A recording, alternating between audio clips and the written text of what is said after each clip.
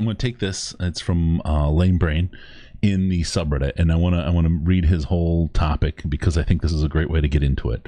It's a request to the mods in Reddit, a sticky Jim Caldwell thread where everyone that hasn't weighed in on this issue dozens of times already can go and circle jerk with all the other dead horse beaters. This is literally one of the finest titles. Triggered by that right now, but one of the finest titles in Reddit I've seen. A lot. So, let's get into this, and I'm going to start out right out of the chat. Dustin, you should do a super chat for this one because I'm reading it. If they beat a bunch of shit teams and get killed by the good teams, isn't that Caldwell all over again? It is, but we see how people remember Caldwell, like with under a certain rosy light. If it's Caldwell all over again, and you're still calling him to be fired, then you have to admit that you recognize that Caldwell should have been fired, which he should have been.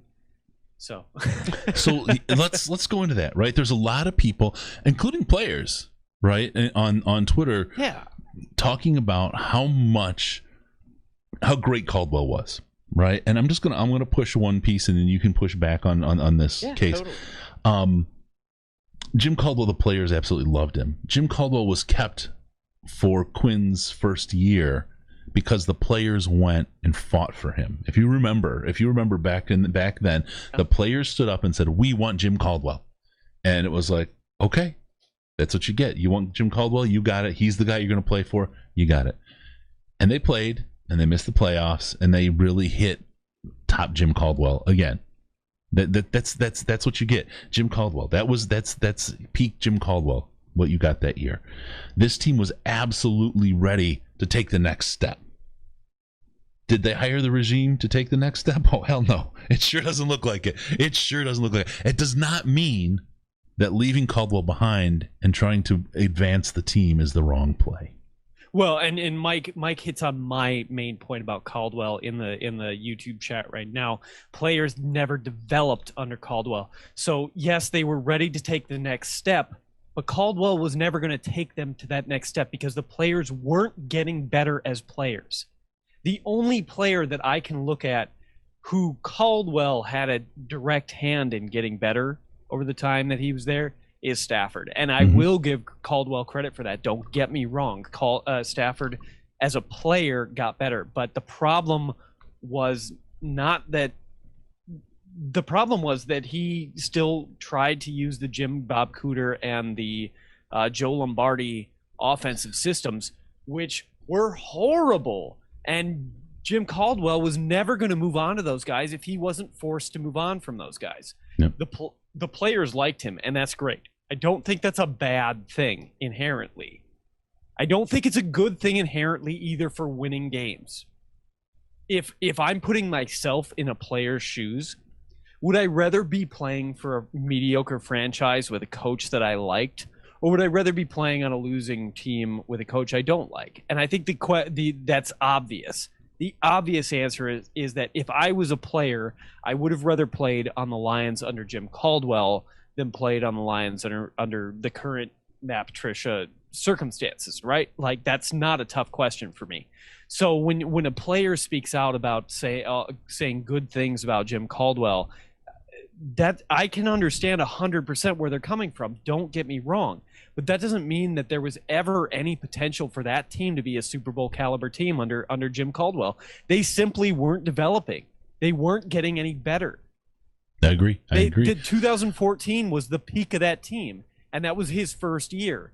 And granted, the defense played better that year in 2014 than they had played in the previous few years, but that was a defense that had some incredible talent on it, and he was good at getting that incredible talent to do what they needed to do, but he wasn't good at building it. As soon as we started losing that incredible talent, Levy and Sue and Fairley and et cetera, he was not capable, and his coaching staff around him was not capable of building up other players to fill in those positions and play as well as those guys did.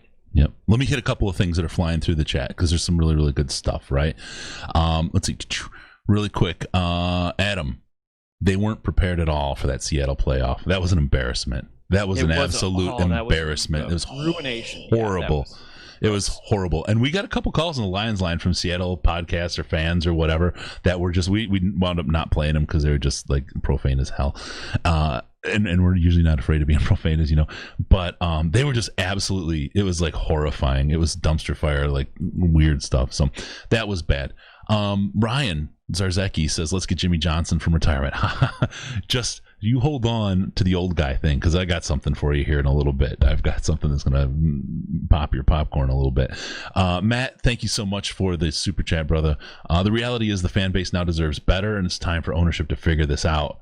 And this ownership can actually do that. I think you're right. I think, look, they did all the right things to get Quinn. They did all the right things to get Patricia. It's just that those guys weren't at all what they were supposed to be. Yep, it was absolutely a bad job, and we've played it out, and it needed to play out, right? You absolutely need to play that out, because I completely agree with that. Where, and I'm just making this up. I'm not telling you, asking you who, but where are you going to find a GM this year?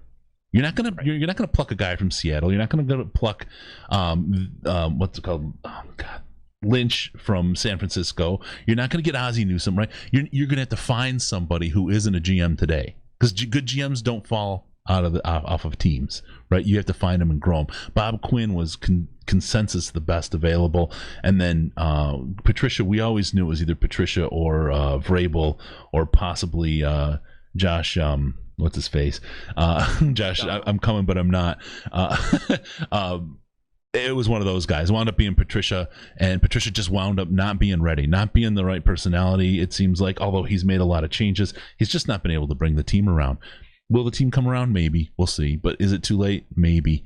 We'll get there. We'll figure this out. But I think the stuff with Caldwell was the right position.